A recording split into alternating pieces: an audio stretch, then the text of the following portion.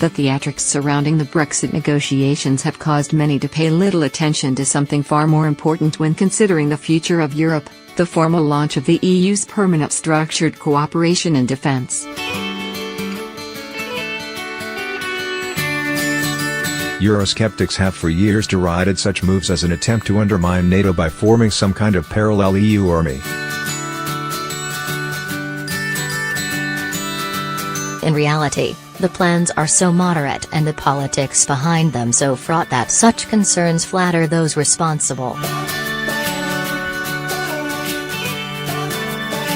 Lack of political will and mutual trust among EU member states have long been an obstacle to more cooperation in the area of security and defence.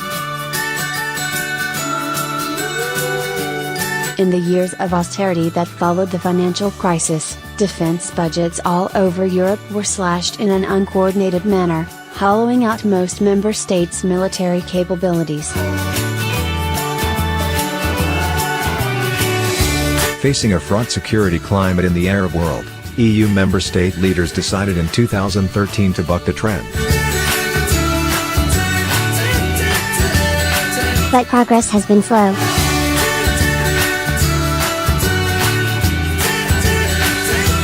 Tapping into the political momentum generated by Russia's assault against Ukraine, the prospect of Brexit and the unpredictability injected into US foreign policy under Donald Trump, this time last year, European leaders instructed EU institutions to prepare the ground for strengthening the Union's common security and defence.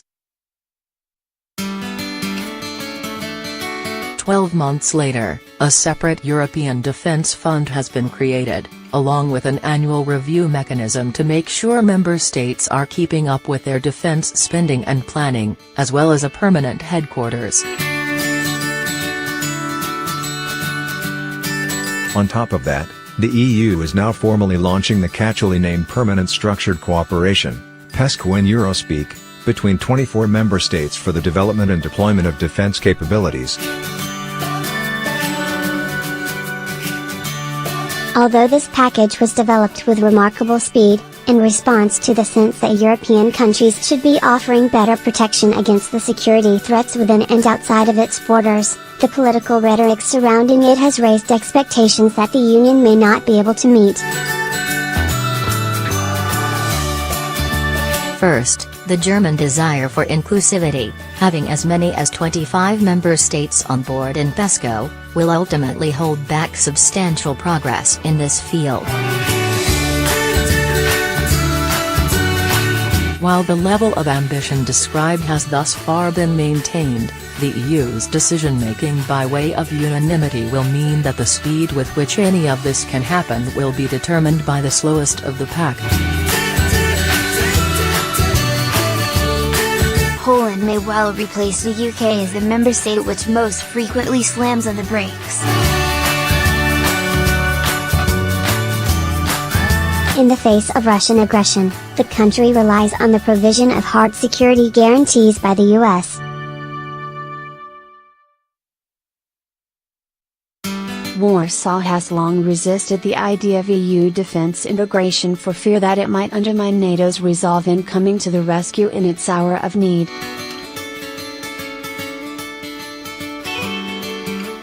Second, the new European Defence Fund has been touted as a game-changer because it introduces an instrument whereby the European Commission can tap into the EU's general budget to finance initiatives in the area of defence. The plan to earmark €1.5 billion a year after 2020 to spend on military research and development is indeed groundbreaking. But it is also conditional on a future agreement on the EU's post-Brexit financial framework. And as things stand, the sums of money currently available, and the arrangements to bring EU funds online for development and acquisition, will fail to produce the big bang that the EU needs to create a military-industrial complex. The potential to turbocharge defense spending is likely to be limited to areas where EU-wide initiatives do not threaten national industries and local jobs, and where transnational responses are required to meet challenges. A European cyber shield and drone force come to mind.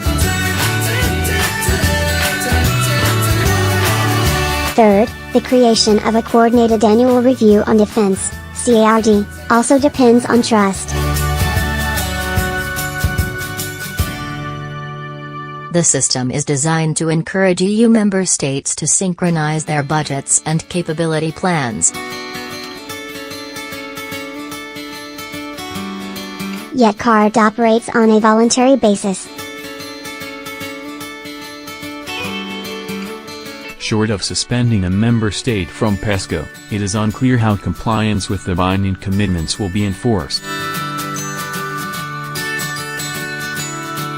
It is worth noting that none of these efforts are intended to duplicate or compete with NATO, but to streamline and improve the functioning of existing structures within the EU. In fact, NATO Secretary-General Jens Stoltenberg has given his seal of approval to the EU's initiatives, provided that the two organizations act in a manner in which one doesn't undermine the other. National governments operate a single set of forces, so by using joint instruments and developing member states' capabilities, the EU will strengthen capabilities that are also available to NATO and the United Nations. A stronger EU will also be in the UK's interest once it has left the EU.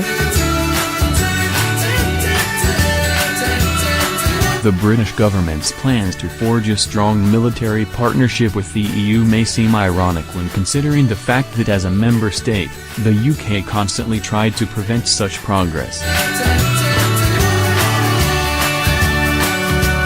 But if Europe is to address the threats it faces from both inside and outside of its own borders, Britain and the EU will need to work together more closely than ever.